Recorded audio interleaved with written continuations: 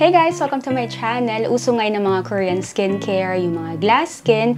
Pero kung nakita mo yung ibang vlogs ko dati, nakita mo na sobrang sensitive ng balat ko. Acne prone, madaling magka-breakout, oily, may mga signs of aging. Tapos ang dami ko talaga mga skin concerns. Kaya naman medyo nahirapan ako nung ma-achieve yung pangarap natin na glowy glass skin. This is Common Labs. Common Labs is a famous Korean skincare brand from Korea which focuses on vitamins.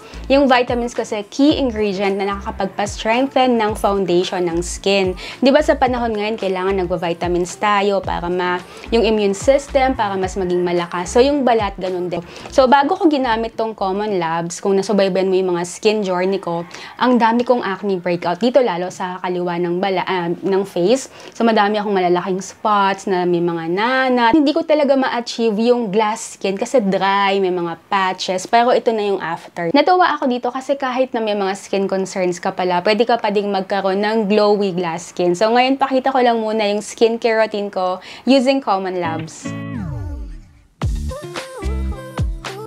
Sobrang simple lang to using Common Labs para ma-achieve nga yung glowy glass skin. Ang first step talaga, kailangan cleanser. So, ito yung Dual Vita Purifying Cleanser. Nakaka-purify, nakakatanggal ng mga dirt. Magsarap siyang gamitin. Ayan. So, ang gagawin mo dito, syempre, basain yung face. Meron siyang vitamin C, vitamin E. Ang maganda kasi sa Common Labs, sobrang vitamin-infused talaga yung mga skincare. Alam mo, para siyang butter. Kung i-describe ko sa'yo, sobrang creamy. Tapos, ang keenness ng texture. Para lang maging honest ako sa inyo, nung mga first to third time ko siyang ginamit, merong konting kate factor. Siguro mga 5% lang naman. Napansin ko dito sa may pisngi, tsaka dun sa malapit sa bibig. Iniisip ko dahil siguro meron ako mga spots noon, kaya medyo makate, ganun. Pero nung mga pang fourth na, tapos hanggang tinuloy-tuloy ko, nawala naman yung kate factor niya. After mag-cleanse toner, diba? Pero with this skincare routine, para ma-achieve nga yung glowy glass skin, ito naman yung vitamin C Glow Boosting Face Mask. Ayan o, sobrang creamy din niya. Ia-apply mo ngayon. Mag-a-apply ka ng thick na layer. Meron tong lemon peel powder. Tapos meron din siyang AHA, BHA na nakakatulong para mag-lighten, mag-moisturize. So, hanggang sa leeg, sa buong face. Iwasan mo lang yung malapit sa mata, tsaka sa bibig. Iwasan ko yung ilaw. Oops. Sobra. Ayan. Makikita mo, pero siyang parang mga dot-dot. Yun yung mga orange. Pag na-leave on mo na ng 5 to 10 minutes, ang pwede mong gawin ngayon, i-massage mo. Kasi diba meron nga siyang yung maliliit na butel. So, nakakatulong din yon para magtanggal ng dead skin cells. Hindi ka na magsasabon nito ha. Water lang para matanggal. Tapos, punasan mo lang. Para honest, ulit ako sa inyo, medyo mahirap siyang tanggalin. Wala namang problema doon kasi vitamins din naman yun na ina-apply mo sa face mo. Yun nga lang medyo nakaka-frustrate na syempre, water lang, diba? So, hilamos ka ng hilamos, medyo mahirap siyang matanggal. Ayan, diba? Nakaka 2-step pa lang ako. Pero kung i-compare mo dun sa balat ko nung nagsimula ako dito, talagang glowy na siya. So, ito naman yung Triple Vita Balancing Toner. So, meron siyang vitamin B, C, E. Ang favorite nating lahat, meron tong hyaluronic acid. So, yung hyaluronic acid, nakakatulong yun para mag-hydrate. Yung feel naman, ito, promise, wala akong masasabi dito kasi wala siyang mahapde, walang makate, walang masakit, ganyan. Ang sarap lang nung feeling. Kung malinis ang kamay mo, pwede mo i-direct na, di ba sa mga Koreans? Tapos, apply mong ganyan. Mapapansin mo na mas nagiging glowy na yung skin. So, ito share ko lang ha, di ba? Ang dami ko nang na-try ng mga brands, mga ibang Korean skincare. Pero itong Common Labs, sa totoo lang, nagulat ako kasi ang ganda ng effect niya. Ang light lang, ang mild. Pero, kapag in-apply mo siya, ang sarap nung feeling. Sobrang nakaka-soothe. So, next naman, itong Vitamin E Calming Ampule. Meron tong vitamin E na nakakatulong para mag-hydrate ng skin. This is my favorite. Ito yung tipong bibilin ko siya ulit pag naubos ko na. Tapos gusto ko palagi akong merong ganito. Okay. So anyway, ang gagawin mo dito, mag-drop ka lang. Ang ginagawa ko lagi sa noo, kasi medyo malapad yung noo ko. So isang drop ang para sa kanya. Sa pisngi, sa kaliwa, isa. Tapos sa kanan, isa din. Tapos yan, enough.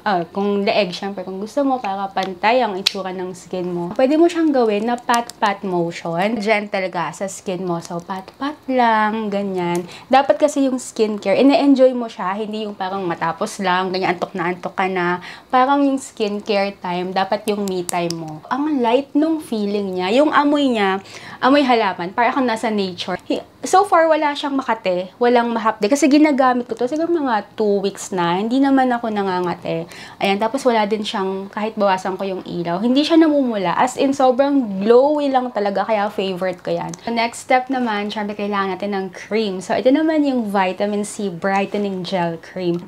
Sobrang nostalgic para sa akin. Naalala ko kasi nung kabataan ko, kapag kabataan natin, sumasakay kami ng jeep, tapos, or mga bus, ganun. Tapos, merong binibenta. Alam mo yung orange na candy, parang jelly. Tapos, ganun-ganun yung amoy niya. Yung formula niya, ayan, creamy. Tapos, hindi siya yung basta-basta tumutulo. Light yung texture. Hindi siya sticky. Tapos, quick absorbing.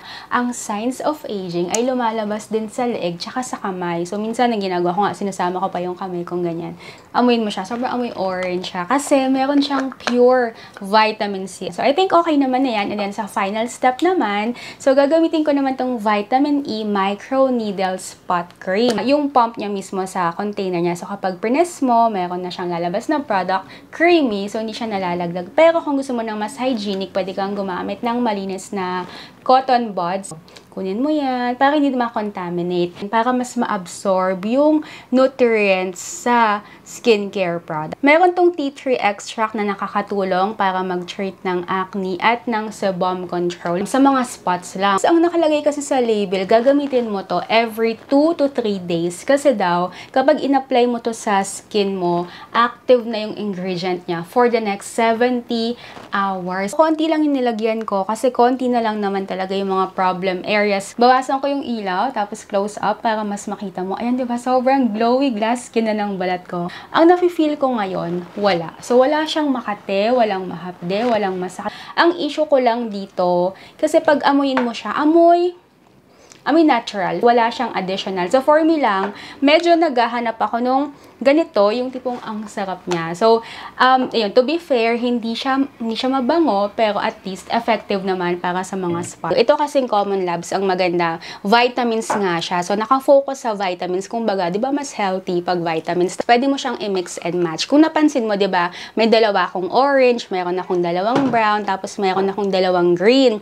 So, pwede mo din gawin, i-combine mo kung tingin mo, di ba, 6 yung pinakita ko. So, kung alin yung kailangan mo, pwede mong i-mix and match para mag-fit sa skin type mo. Ito palang Common Labs, sponsored to. Pinadala sa akin ng Common Labs ng free itong mga products. So, naisip kong i-review. Pero yung mga sinabi ko naman, honest talaga. Kasi, kapag meron akong nire-review, fini-feature, talagang sinisigurado ko na ginagamit ko talaga. Ang ginagawa ko kapag meron akong nire-review ng ganitong mga skincare, inuunti-unti ko. So, ang ginawa ko dito sa Common Labs, inuna ko muna tong yung cleanser. Tapos, after mga 1 to 2 days, nag-start naman ako sa mask. After that, tsaka ako nag-toner. Ganun kasi ako mag-review para unti-unti nakakita ko kung effective talaga. Kung makikita mo to, itong brightening gel cream, halos kalahati na, dito na siya. Tapos ito namang favorite ko, sabi ko, hala pa, ubos na. Kung titignan mo siya, halos lagpas na sa kalahati. So sabi ko, o-order na talaga ako nito. Available sa Philippines. So meron to sa Shopee Philippines. I-check mo yung description box. Meron akong link dyan. Meron pa ako additional tip para maka-glass skin ka, skincare. Ang next naman na tip ko sa'yo, importante din yung internal, yung sa loob. So, importante na uminom ng tubig. Maganda kung 8 to 12 glasses ng tubig sa isang araw. Bukod sa tubig, syempre yung kinakain mo rin. So, mas maganda kung mas kain ka ng fruits, vegetables, yung mga healthy. Tapos, iwasan mo magpuyat, tsaka mag-stress. Kasi yun din mga factors din kung bakit nagbumuka tayong stress. So, that's my glowy glass skin using Common Labs. I hope you enjoyed this video, guys. Check description box para sa link. Tapos, kung first time mo ako napanood, subscribe to my channel. Kung nasa Instagram, Facebook, TikTok ka, follow mo ako at Real Asian Beauty. So, have a glowy glass skin, guys. I'll see you next time. Have a nice day. Bye!